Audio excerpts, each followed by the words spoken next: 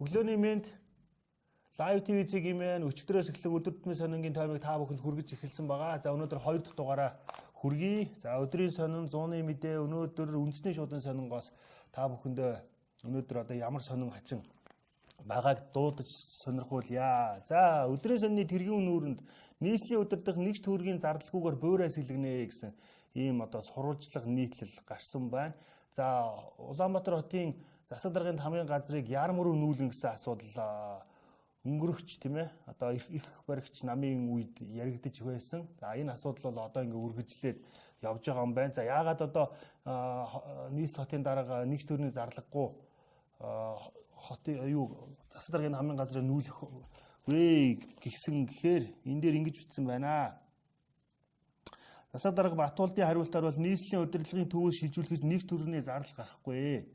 Учир нь нийслэлд өмнөх жилийн төсөвт суулгасан 17 тэрбум төгрөгөө шинэ барилга барьж байгаа компанид шилжүүлсэн. Харин энэ мөнгөө хан гард ордон хуучин ардын банкны барилга одоогийнхоор нийслэлийн засаг даргааны 4-р байрыг дуудлага худалдаагаар зарах замаар нөхнөө гэсэн байна. Энэ яг нөгөө ардын банкны барилга гэдэг нь нөгөө Улаанбаатар банкны шилэн барилгыг хэлж байгаа шиг байна.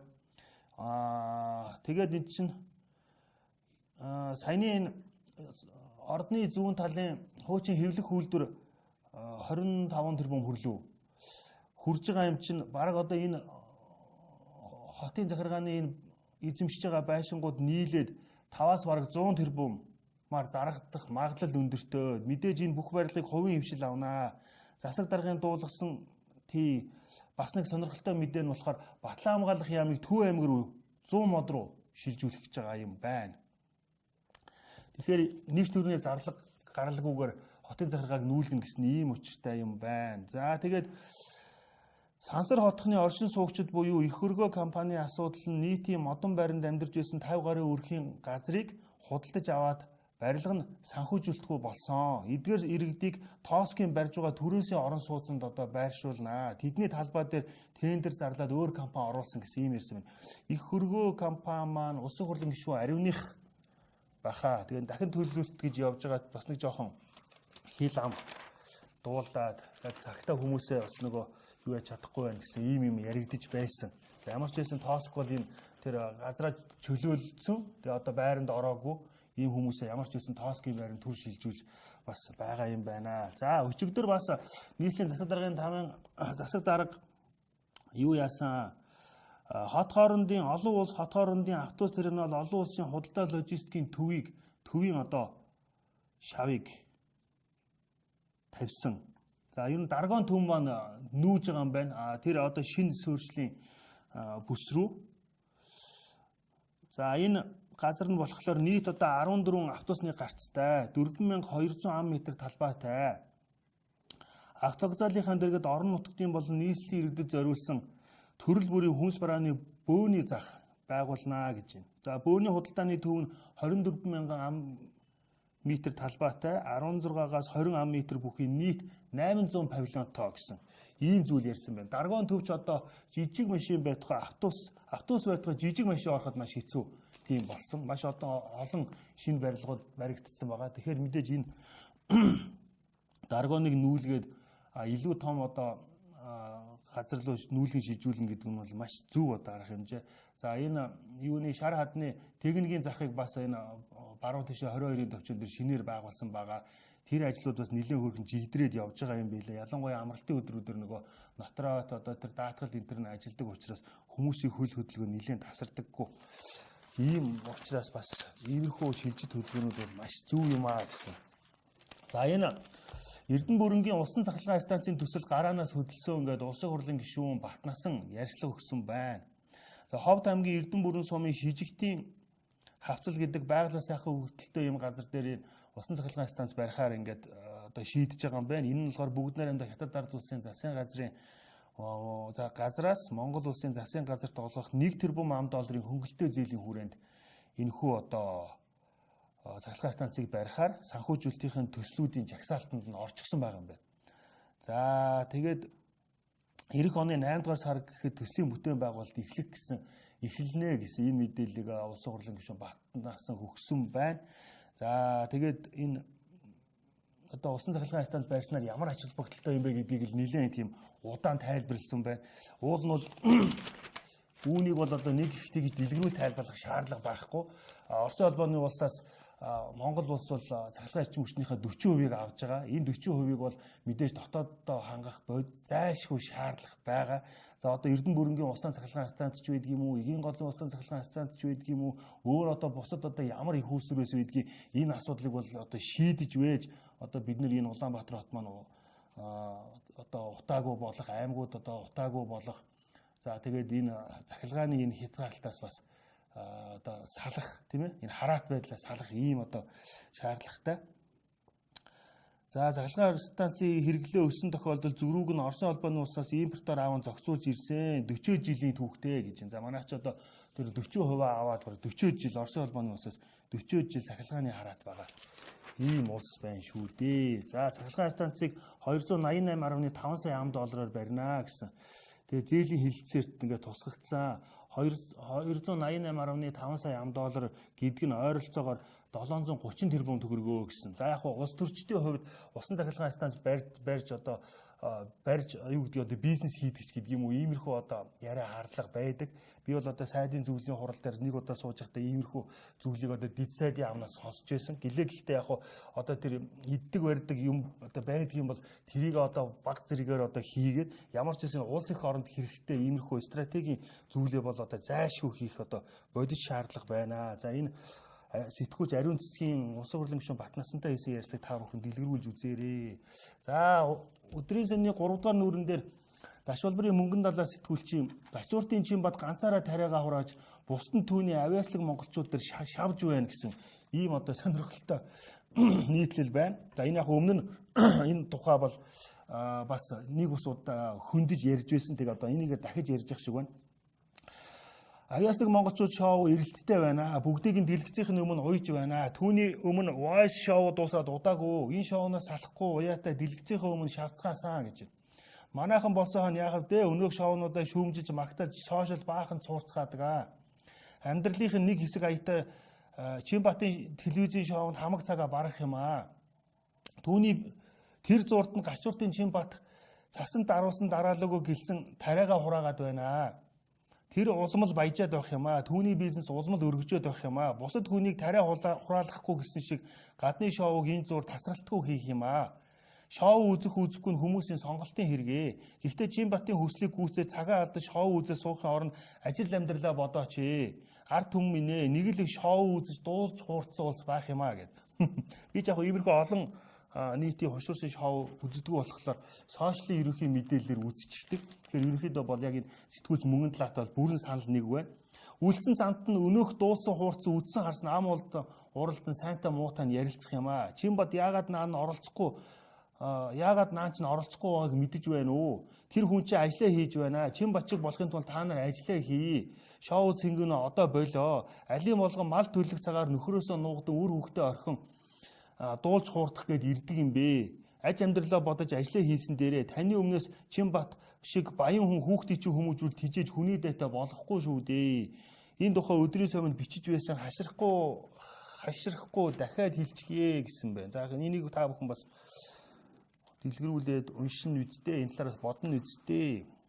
За энэ хяналтын камер Улаанбаатар хотод маш олноор тавигдсан. Одоо нөгөө гэмт хэрэгтэнд гიშгэх газаргүй гэдэг шиг ерөнхийдөө бол гэмт этгээдүүдийг хяналтын камерын тусламжтайгаар маш түргэн шуурхай цагдаагийн байгууллага илрүүлж байгаа.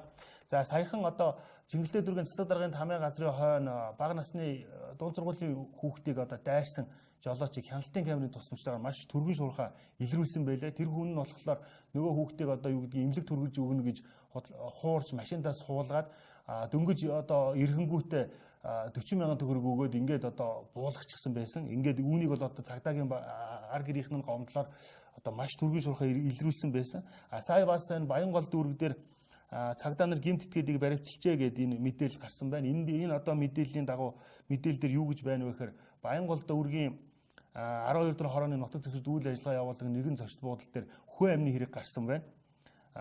Тэгээд энэ хүн амны хэргийг хяналтын камерын тусламжтайгаар цагдаагийн байгууллага маш түргэн шуурхай илрүүлсэн байна. За энэ оны 9-р сараас өнөөдрийг хүртэлх хугацаанд 60 гаруй гэмт хэрэгт сэрдэгцэн итгээд урд нь цагдаагийн байгууллагад бүртгэгдээгүй 30 гаруй гэмт хэргийг ур чадвар гарган илрүүлж харьяа байгууллагууд руу шилжүүлсэн байна гэж байна. За тэгэхээр ерөнхийдөө хяналтын камер маш их болсон учраас гэмт хэрэгтнүүд одоо гიშих газаргүй болжээ. За өдрийн сонины 5 дугаар нүүрний дээр Шинжлэх ухааны академийн олон улсын харилцааны хүрээлэнгийн Солонгос судлалын салбарын эрхлэгч инх болд гэдэг залуутай хийсэн ярьцлага байна. Трамп, Ким Жон Un нарын дараагийн уулзалт бие биендээ буулт хийсэн байх болов уу гэсэн ийм зүйл ярьцлага өгсөн байна. За энэ ярьцлагын товч агуулгыг би та бүхэнд яг манайханд илүү сонирхолтой байх үүднээс нэг одоо мөрийг нь уншиж өгье.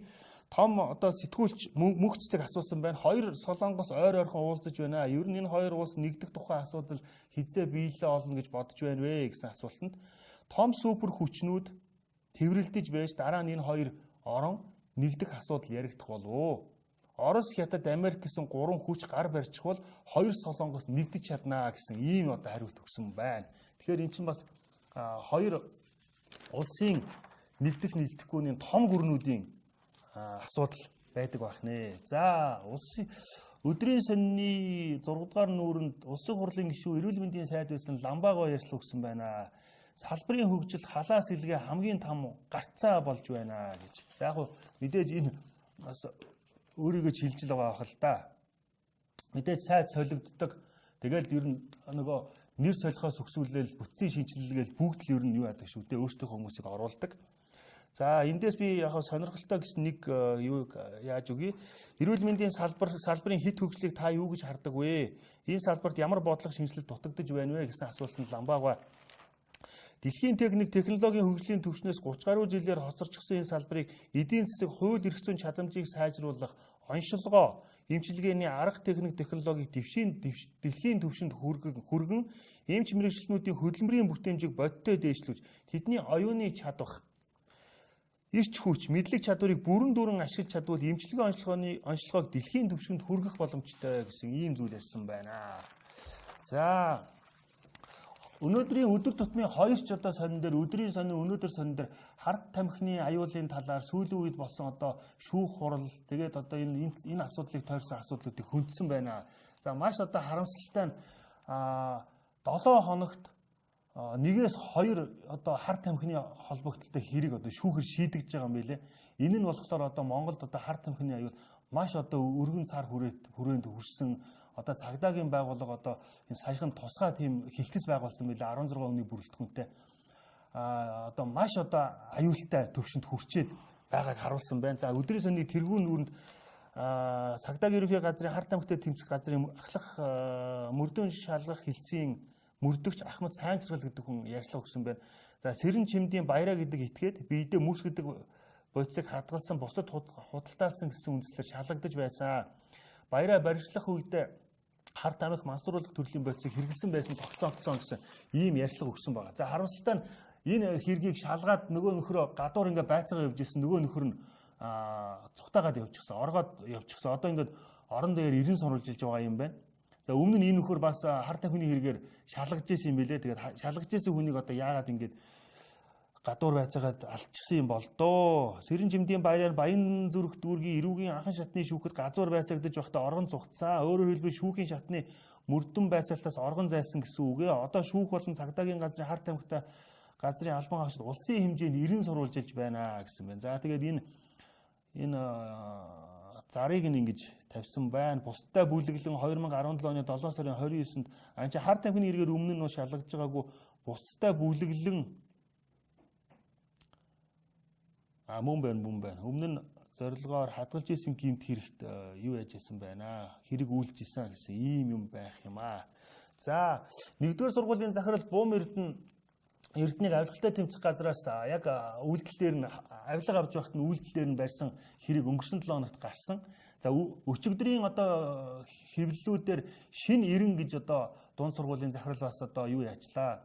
Авилга авж байгаад газар дээр авилгалтай тэмцэх газарт баригчлаа гэсэн ийм мэдээлэл явсан. Харамсалтай нь болохоор шинэ 90 шинэ эхлэл гэдэг сургуулийн нэрийг одоо зарим одоо хэвлэл маань андуурсан байлээ.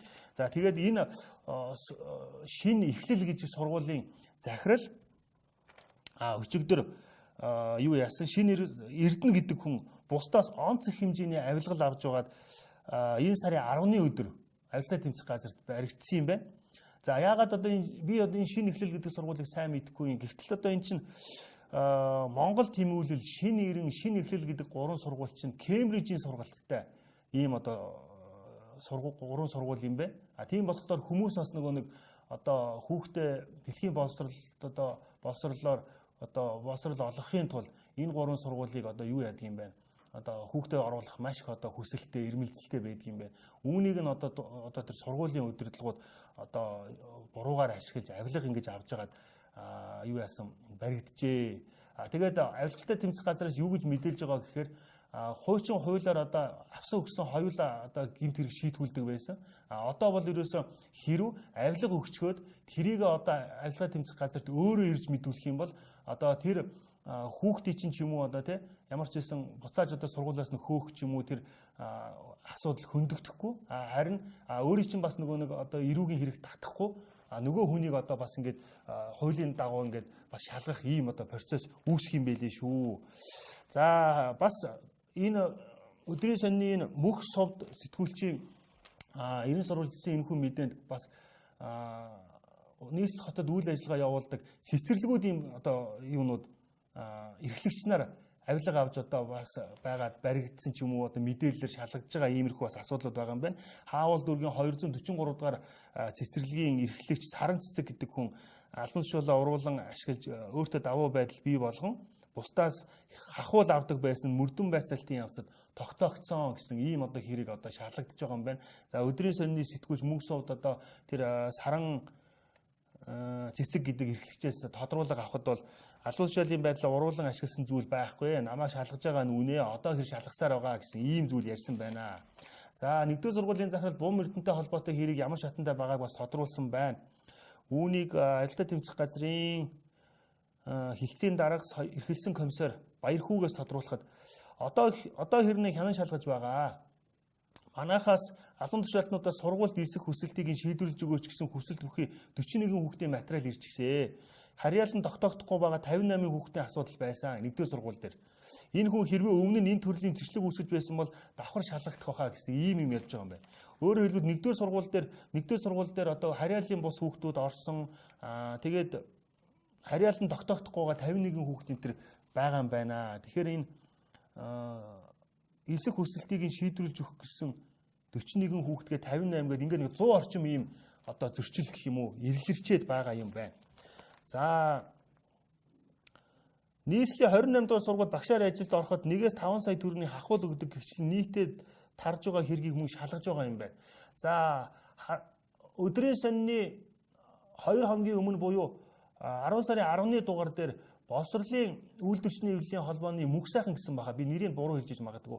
Хүн өдрийн сонд ярьслага өгсөн байлээ. Харамсалтай нь тэр хүний одоо ярьслага үнсгэд маш харамсалтай зүйл ажиглагдсан. Юу гэхээр гадуур угаасаа одоо 500 доотлол нь одоо 500 мянган төгрөгийн одоо ийм хахуулын одоо ийм зүйл байдаг шүү дээ. Одоо нийтлэг байдгаа гэсэн ийм одоо зүйл ярьсан байлээ. Тэгээ ийм одоо тий боловсролын байгууллагын ажилчдын эрх ашиг хамгаалдаг хүн ийм одоо хариуцлагагүй юм ярьд болдсон болоо да. Газар одоо ийм ханш байдгийн юм чинь баг ер нь одоо өөх авахд ер нь ямар асуудал байна. Одоо энэ цагдаагийн байгууллага бол баг одоо ус төржиж шалгаад байна гэсэн тиймэрхүү агуулгатай зүйл ярьсан байна лээ. Тэр бас харамсалтай санагдж байсан. За өдрийн сонины 11-р нүрт сэтгүүлч гэрлийн хувийн сахиулгын их сургуулийн захирал профессор цагдаагийн хурандаа их төртөө хийсэн ярьцлага байна. Хувийн сахиулгын их сургууль аюулгүй байдлыг хангах үйл иргэд өөрийн хувь нэмэр оруулагч мэдлэг оюуны төв байхад үйл ажиллагаагаа чиглүүлнэ гэсэн ийм одоо гарчигтай ярьцлага байна. За олон жилийн түүхтэй сургууль маань их сургуулийн статустай болсон. Эрдэм шинжилгээ сургалтын хэв шинжилж шилжээд цөөн жил болж байна.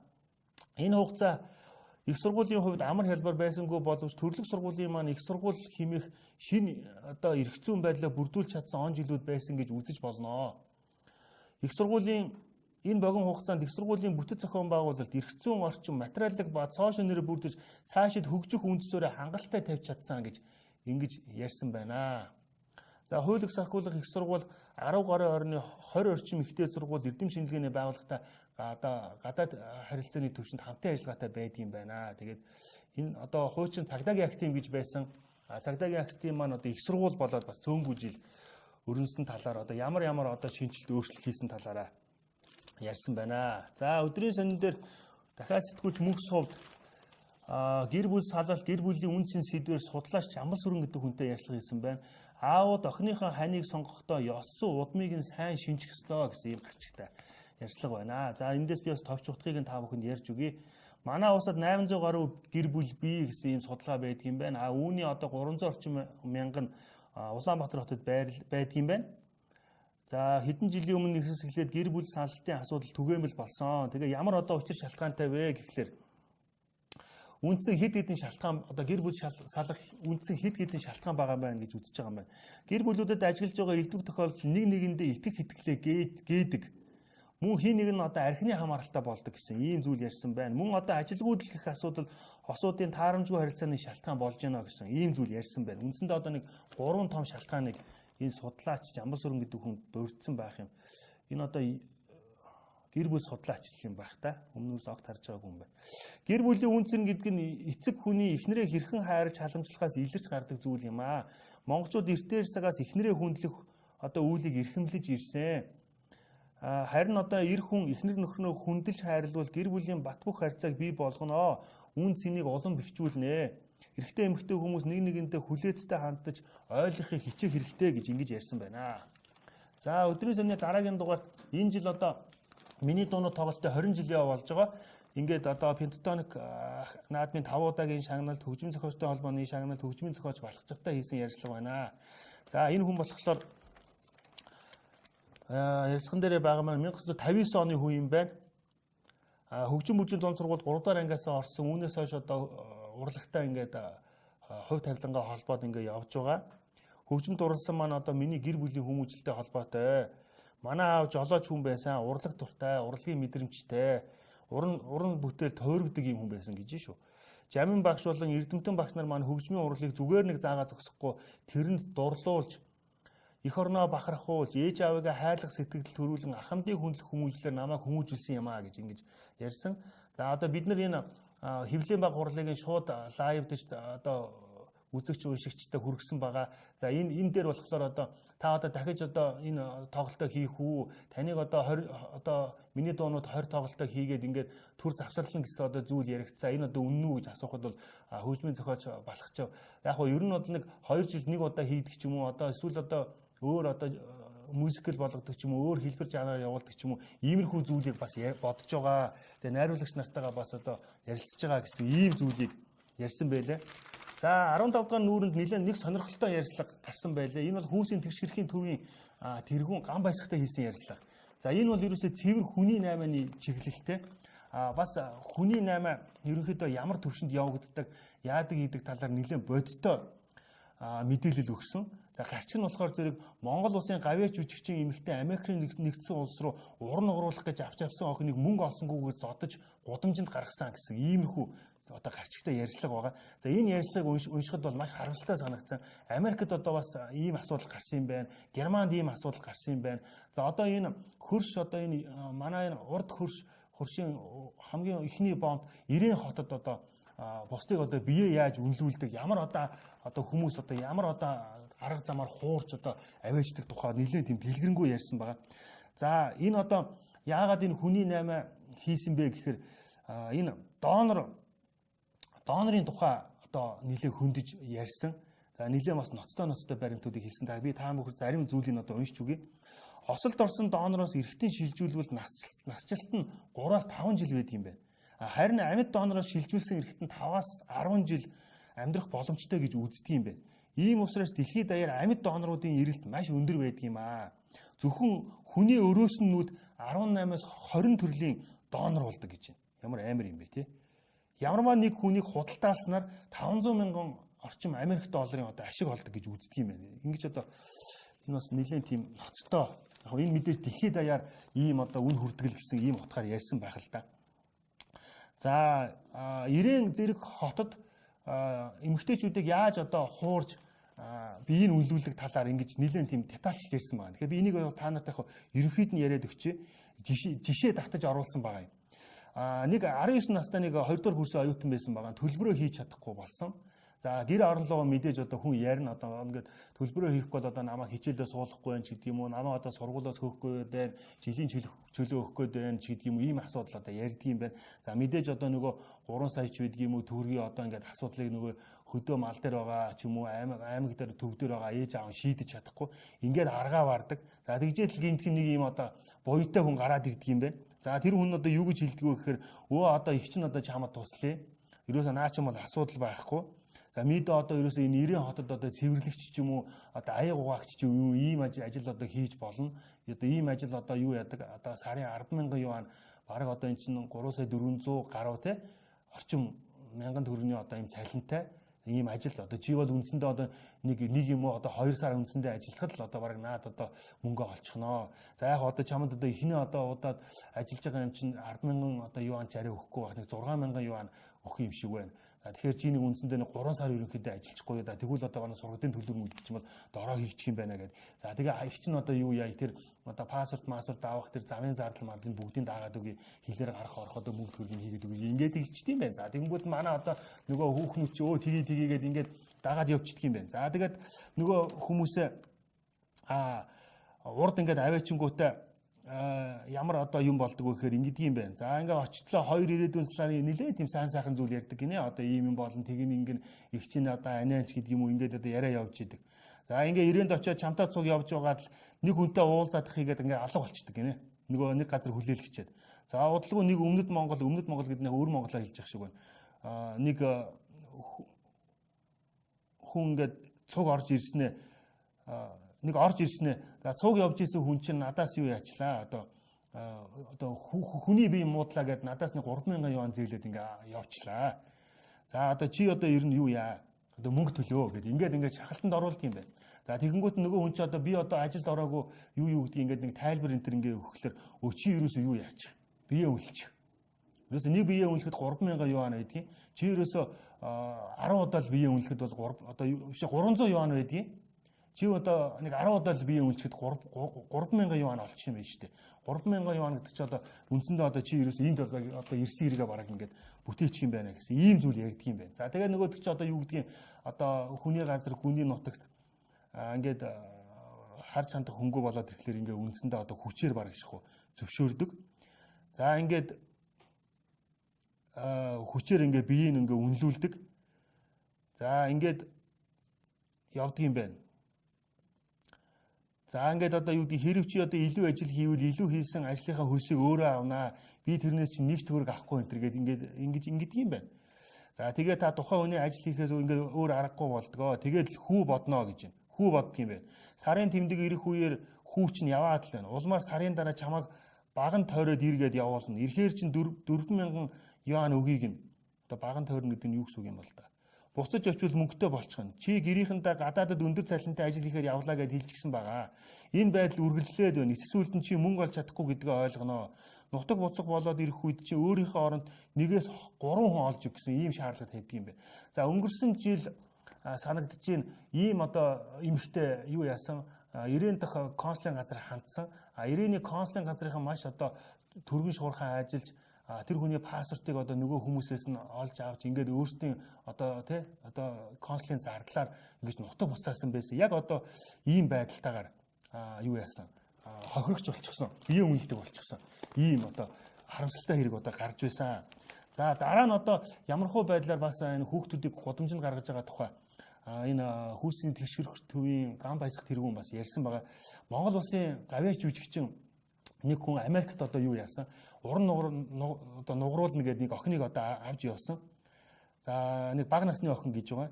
Тэг ингээд тэндээ нугруулсан. Мэдээж бас эхэндээ тэр хүүхэд нь бага байсан учраас мэдээж бас мөнгө төгрөг аль аль нь ч олж исэн юм шиг байгаа. Тэгээд нөгөө жил ирэх тутам нөгөө хүн болсон хойно өсөөд ирэхлээр нөгөө нуурч чадгаа болдго юм байна. Одоо бие биеийн бас жоохон одоо ямар өөрчлөлт гардаг юм те. Өсөлт хөгжилт насны шилжилттэй холбоотой бас өөрчлөлт гардаг юм бэ. Ингээд одоо бие нь одоо томроод ирэхлээр асуудал үүсээд хоорондоо маргалдаад эннээсээ болоод одоо зодуулаад гудамжинд гарсан. Тэгээд тэрийг нь одоо Америкийн нэгдсэн улсын нийгмийн халамжийн байгууллагын хасрамжинд авсан ийм одоо харамсалтай хэрэг гарч ирсэн юм байна. За гэтэл бас Герман улсад яг дээрх одоо хэрэгтэй адилхан нөхцөл байдал уран нугаруулна гэж авч яваад сар бүр уулын бол ээж аав руу $500 одоо сар болгож шилжүүлж байсан гэж байгаа. Тэгээ өсвөр насндаа очиод бас ингээд том болоод одоо уран нугарч чадхаа болоод ингээд одоо бас дээрхтэй адил ингээд гудамжинд гарсан ийм одоо харамсалтай гарсан юм байна. Тэгээд одоо энэ тухай бас одоо сэргийлүүлж одоо сэрэмжлүүлж ийм одоо ярьцлага өгсөн байгаа юм. За одоо спорт сонирхогч нарт нэг товчхон мэдээлэл өгье. Хойд Америкийн мэрэгжлийн сагсан бөмбөгийн холбооны лиг буюу NBA шинэ улирлаа эхлүүлэхэд бэлэн болсон. За ингээд 73 дахь удаагийн зохион байгуулагч уг улирлын тоглолтууд одоо хэдхэн хоногийн дараа болох ч байгаа юм байна. За үүнтэй холбоотой одоо ямар одоо шийдэлт өөрчлөлтүүд болсон бэ? LeBron James Cleveland-ээс Los Angeles Lakers-т одоо шилжсэн гэсэн иймэрхүү гих мэтчлэн мэдээллүүд гарсан байна. Та бүхэн тэгээд иймэрхүү мэдээллүүдийг бас уншаарай. За өдрийн сонины дараа та бүхэндээ би 100-ны мэдээ сонингийн тэргүүн нүүрэнд нийтлэгдсэн айлуудын янданд утаа шүүгч суулгахаар 54 тэрбум төгрөг төсвөлсөн гэсэн. За байгаль орчны яам энэ 54 тэрбум төгрөгийг юу яаж байгаа? Хянан зарцуулах эрхийг авсан. За энэ дагуу болохоор 100 мянган айлд одоо өөрсдийнх нь ярьж байгаагаар технологийн одоо хамгийн сүүлийн үеийн шийдэлтэй ийм одоо агаар шүүгч одоо янданд нь суйрлуулна гэсэн ийм зүйл одоо ярьж байгаа. За энэ яндын шүүгч нь болохоор зэрэг баркодтой смарт аппликейшн гэж ярьж байгаа. Цахилгаан түгээх сүлжээний компани Хянан утааны шүүлтүүрийг айлуудад үнгүү тараах юм байна. Үндсэн үнийг нь төрөөс татаас хэлбэрээр суутах нь төлнө гэж байгаа юм байна. Хятадын Haier брендийн ийм одоо утааны шүүгч байх юм байна. За эх 7 хоногт энэ компани улсууд хурж ирж ерөнхий сайдтай уулзна гэсэн мэдээллийг 100-ны мэдээ сонин өгсөн байна.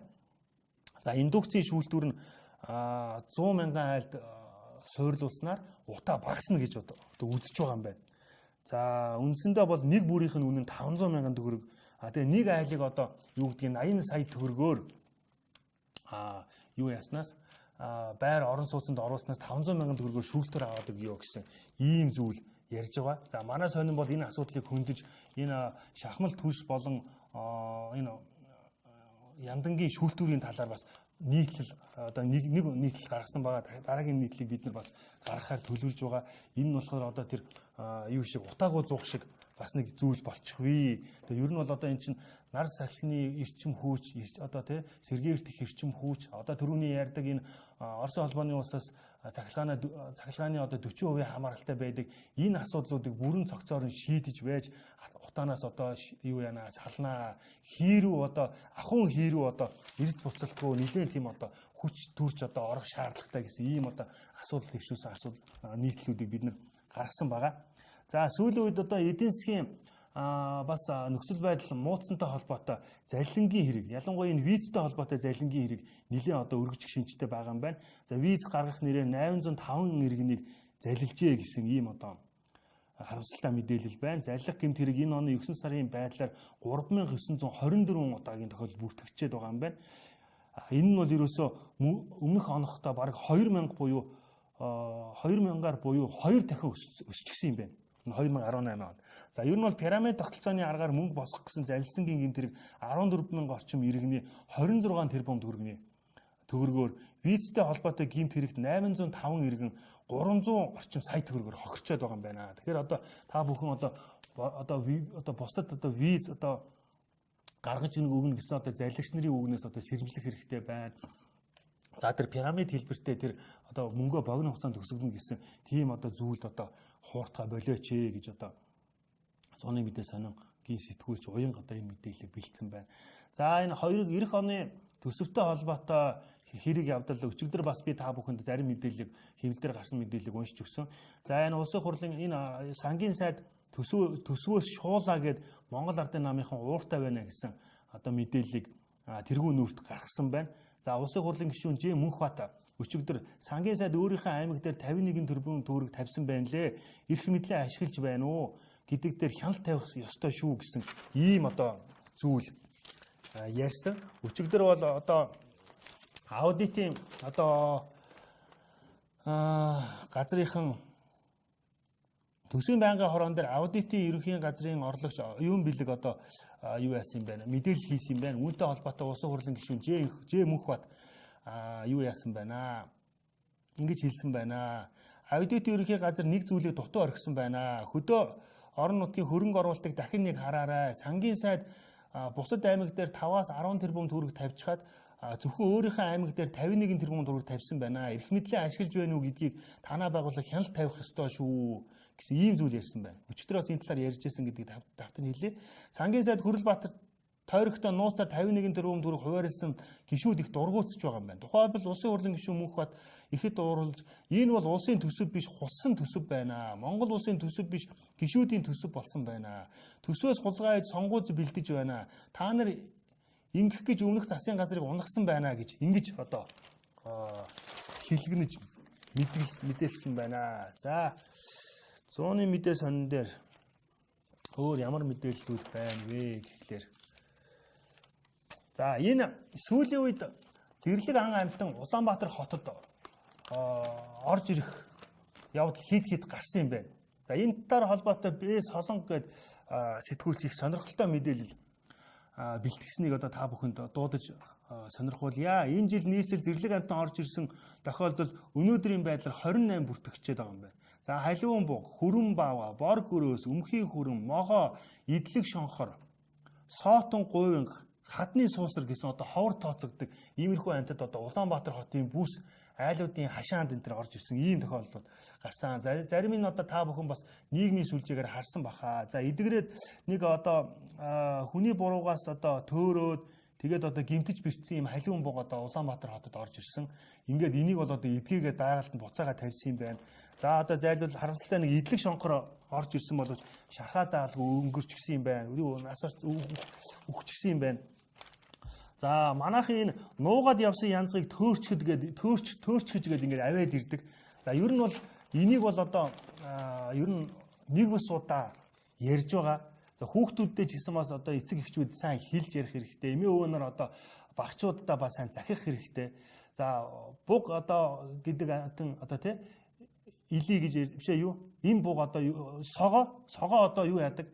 Одоо ямар нэгэн тийм аюул осол тохиолдсон тохиолдолд янзгааг нэг газар нуучдаг. Тэгээд одоо өөрөө зайлвал нөгөө ингээд аюулыг одоо өөр дээрээ аваад ингээд цухтагаа яд ингээд холдоод явдаг. Тэрийг нь одоо ингээд нөгөө зарим одоо хүүхдүүд ч юм уу бага насны хүүхдүүд одоо өсвөр насныхан мэдхгүй янзаг төөрцөн байна гэдэг ингээд гэртээ аваа хүрээд ирдэг. Одоо үүнээс болоод нөгөө ийм одоо асуудал үүсдэг. За ингээд нуугаа явсан үндэсний баяр наадмын өдөр ийм асуудал бас ирсэн юм байна. За ингээд анхных одоо бишээ энэ тохиолдол анхных бишээ гэдэг ер нь одоо юу яаж байгаа юм бэ? Асарч хамгаалаад одоо тижээж угжиж байгаа юм байна. Тэгээ нас бид хүрэхээр нь байгальтанд тавих гэж байгаа юм байна.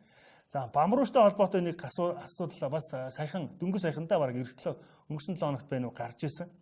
За энэ талаар одоо яах вэ гэд ерөнхийдөө шийдэж байгаад нөгөө бамруу шиг одоо барьж аваад ингээд байгальтанд тавьсан. За ер нь бол Зэрлэг ан амьтан Улаанбаатар хотод орж ирээд айл амьтан руу ороод ирэхлээр маш их айдаг, сандардаг, түгшдэг. Түүнээсээ болоод одоо янз бүрийн үйлдэл хийдэг юм байна. Тэгэхээр одоо үүнийг одоо айл болох тайван байх ёстой гэсэн ийм зүйлийг одоо байгаль орчны одоо мэрэгчлэтнүүд өгж байгаа юм байна. За энэ жил айлын гэр байшинд одоо могоо өөрөө засан гэсэн дуудлага нэлээд багагүй ирсэн юм байна шүү. За тэгээд иймэрхүү одоо тийм одоо Зэрлэг ан амьтантай холбоотой мэдээллийг одоо та бүхэн нийслэлийн шуурхай удирдлагын төвийн 31 тэг 50 нийслэлийн байгаль орчны газрын 32 37 80 гэдэг одоо утас руу өгч болох юм биш шүү. Тэгэх юм бол одоо тэр амьтд дээр маш одоо түргэн шуурхай арга хэмжээ авдаг юм байна. За Монголын зохиолчдын эвлийн 90 жилийн энэ жил тохиож байгаа үүнтэй холбоотой зохиолч Зандра Байдитай хийсэн ярилцлага гарсан байна. Та бүхэн уран зохиол сонирхдаг бол бас энийг уншаарай. За би 1960 онд Монголын зохиолчдын холбоонд ирсэн хүн байгаамаа. Утга зохиол сонинд ажил сонин гаргагч албатай байлаа. Энэ нь одоо сонингийн нарийн бичгийн дарга эрхлэгч болж үзсэн. Цог сэтгүүлийг мөн хамтд нь хариуцж байсан юм аа. Гэтэл энэ хүн одоо би 10 бот ном үлгэдэж авсан. Цаана нь одоо 5 бот ном одоо хэвлэлтэнд бэлэн байна гэсэн ийм одоо ярьцлага өгсөн байна. За дараа нь та бүхэндээ 3 дугаарт нь өнөөдөр сонингийн одоо сонин хачныг та бүхэнд дуулгая. За тэргүй нүүрэнд хуурайс сүүний үйлдвэр ба хуумга бодлого гэсэн ийм зүйл гарсан байна. За мэдээж сүү бүтээгдэхүүн гэдэг бол Монгол хүний одоо маш одоо чухал одоо хүнсний бүтээгдэхүүний нэг байдаг. 2017 оны тооллогоор Монгол улс 66.2 сая мал тоологдсон. За 3.1 сая хүн ам байж байдаг. Жилийн сүүний хэрэгцээ нь болохоор 200 сая литр байдаг юм байна. За тэгтэл чин манай улс хөдөө аж ахуйн орон хэрнээ уг нь бол энэ 200 сая литрийг бол бүрэн хангаа зогсохгүй цаана нь одоо 400 сая литрийг гадагш нь одоо экспортлох юм уул нь боломжтой байдаг. Гэвч одоо нөгөө манай одоо орны онцлог юм да. Юу яагаад өвөл болдог. Өвөл болохоор нөгөө одоо сүү татардаг. Үүнтэй холбоотой одоо сүүний хэрэгцээ одоо багасаад ирэхлээр манай одоо энэ сүүний одоо үйлдвэрлэгч нар маань болохоор хуурай сүү авдаг. Ийм одоо зүйл байна. За үндсэндээ бол одоо сүүн бүтээгдэхүүний 60% одоо гадаадаас хуурай сүү хэлбэрээр импортлдог гэсэн ийм мэдээллийг өгсөн байна. Уг нь бол одоо энэ чинь технологийн аргаар шийдэх бүрэн боломжтой юм байна. Эрдэнэтийн засгийн газрын үед Японы хөрөнгө оруулалттай AMDM гэж компани, Mongolian Dry Milk гэж одоо компани Японы хатаагч технологиг ашиглан шингэн сүүг богино хугацаанд хуурай сүү болгон зах зээлд нийлүүлэх ийм одоо үйлдвэрийг уулна бариад тухайн үед одоо энэ хүнс хөдөө аж ахуйн сайд байсан сэргэлэн хүртэл одоо ажил дээр нь очиж яаж ирсэн юм бэ? Гэвч одоо энэ нөгөө нэг төрийн ажлын одоо уялдаа холбоо муугаас болоод энэ ажил зогсоод нөгөө нэг Японы одоо асуудал нь хятад болоод хувираад ингээд уршаага явчихсан байна. За өчигдөр би та бүхэндээ үндсэн хуулийн шинжилт өөрчлөлтийн одоо төсөл бэлэн болсонтой холбоотой өргөн хилцүүлэг явагдаж байгаа гэдгийг та бүхэн дуулгасан байгаа. За энэ одоо хилцүүлэгтэй холбоотой сэдвийг өдрийн сурвалжлагаараа өнөөдөр сонио 2 дугаар нүүрэндээ төв рүү, лойв рүү гэсэн сэдвээр хийсэн байна. За энэ нь болохоор төвөр судалгаа маягаар 1570 иргэнийг сонгоод одоо санал асуулга авсан гэдэг нь одоо яг одоо үнэхээр одоо яг төвөр байж чадж байгаа мó эсвэл одоо энд нэг ямар нэгэн лойвор орчуу гэсэн ийм зүйлийг одоо асуудал хөндөж ярьсан байна. Үндсэн хуулийн талаар ярих нь байтугай бичиг үсэг тайлагдсан ч эргэлзээтэй хүмүүс оролцсон зөвлөлдөг санал асуулга гэж зүйлийн үр дүнд тулгуурлан боловсруулан төслийг голж эхэлсэн байна гэсэн ийм зүйл ирсэн байна. За мэдээж энэ асуудал бол ингээ яриад дуусчихгүй. Энэ үндсэн хуулийн өөрчлөлттэй холбоотой асуудал бол нэлээд цаашаа үргэлжилнэ.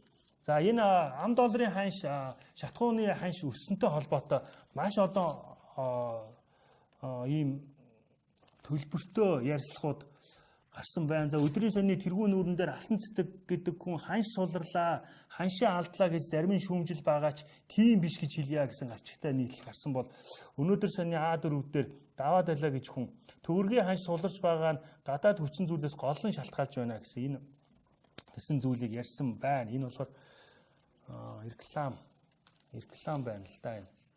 За инфляцийг зорилттой түвшинд хадгалахыг зорино гэж. За энэ бүх сонирхогчтой бас нэг ярьцлага сэтгүүлч Боён далаа бэлдсэн байна. Завхан аймгийн Отгон сумын харьяад улсын харьцаг Даян Дивжээ, Алдар спорт хороо, Зэвсэг түвшний 325 дугаар анги Хаан даатгал компани бүх төр мөнхийн бэг зүрэнтэй ярьцлага хийсэн байна. За харьцаг цол хүртсэн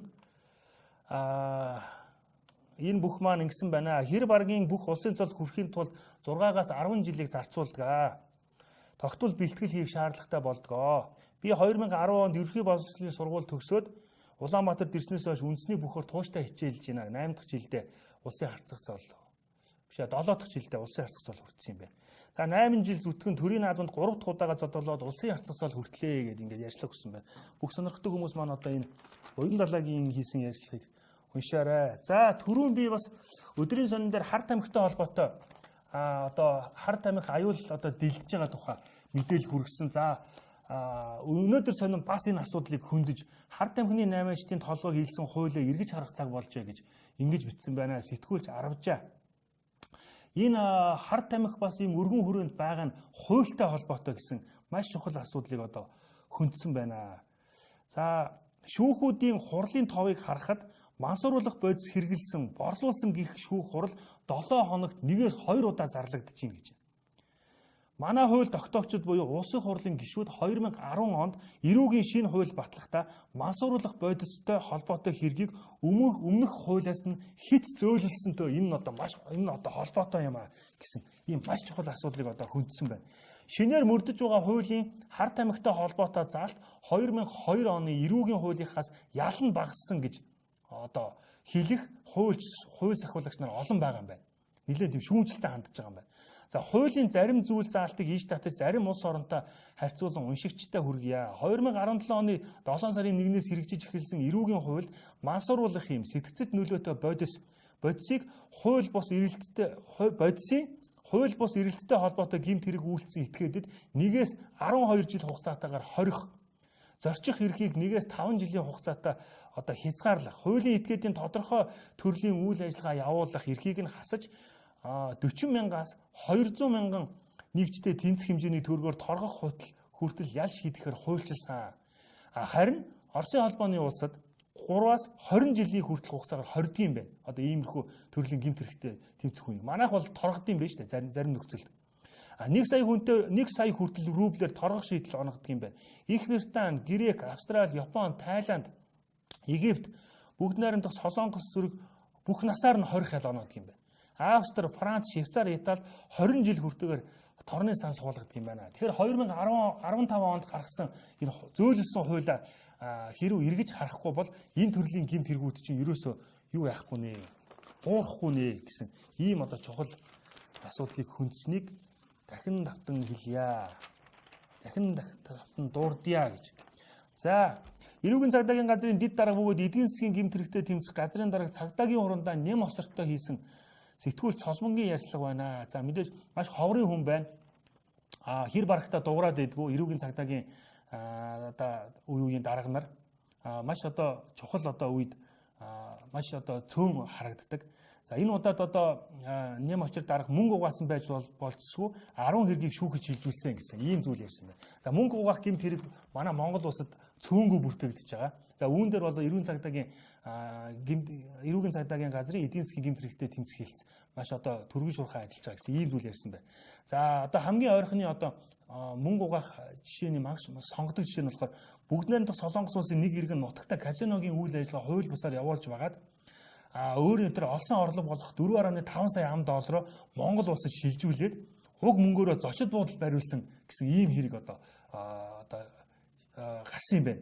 За энэ бол ерөөсөө одоо мөнгө угаах гэмт хэргийн сонгодог жишээ юм аа гэж ингэж хэлж байна. За мэдээж нөгөө нэг дайны эрсдлийн сан гэж одоо мят дээр гарсан нэг тийм хэрэг одоо гараад тухайн үед одоо хүмүүсийн шийтгэгдсэн байгаа. За энэ бас одоо ерөөсөө мөнгө угаах гэмт хэргийн ийм одоо юу байна аа жишээ байгаа юм байна.